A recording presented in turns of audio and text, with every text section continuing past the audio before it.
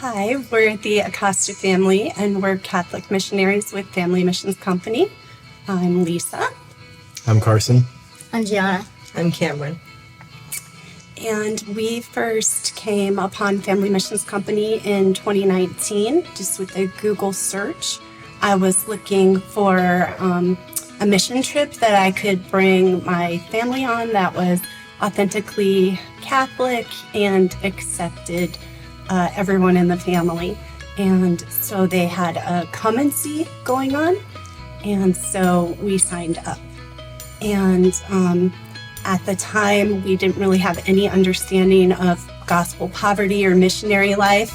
I can see that the Lord was planting seeds, in ways of we would hear missionaries speak. We knew a family that was Protestant that were fundraising for quite some time to take their little kids into mission with them. And, we didn't quite understand it, but we got that exposure. And I just remember movies like the Mother Teresa movie and just being really impacted by her working for the poor, and the Paul movie and understanding the community and how the first Christians lived. And even a Protestant book, Don't Waste Your Life, that I read on a nice family vacation that they were taking. I spent my time reading this book and hearing, and seeing how the harvest was plenty, but the laborers were few.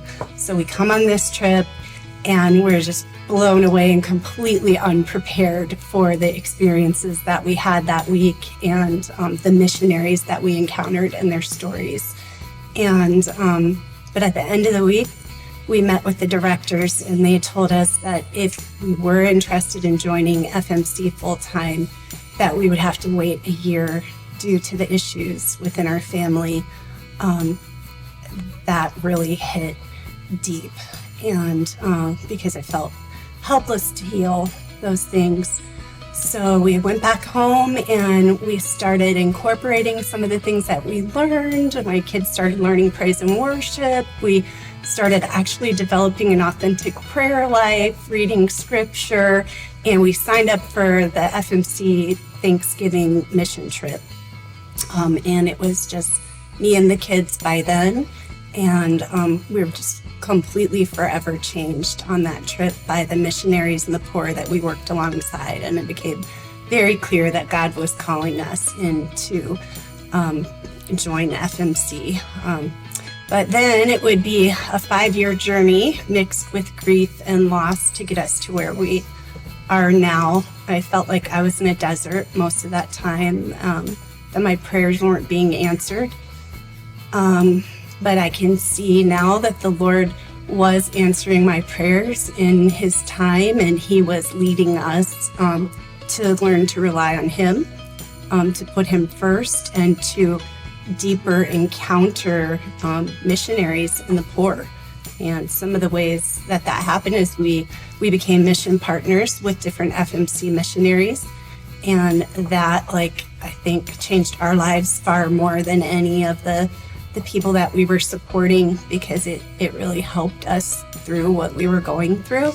Helped us put it into perspective how other people going through these things in the rest of the world don't have the resources that we have. We still were deeply rooted in, the sacraments, in our prayer life. We were building community, getting help and support and healing, that you just don't have those resources when you're outside of the U.S. oftentimes. So, we started doing short-term mission work, visiting those FMC missionaries that we supported, and just our desire just continued to grow, and God continued to prepare us. We even did some of our own mission work, wondering, well, maybe it's not Family Missions Company, maybe God is calling us to do this in a different way.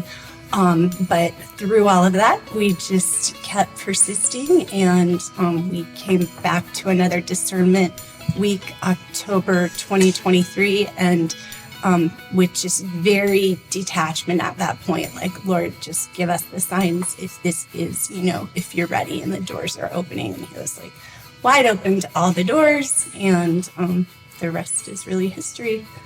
Getting ready to get sent to Costa Rica in about, a month? And we're really excited.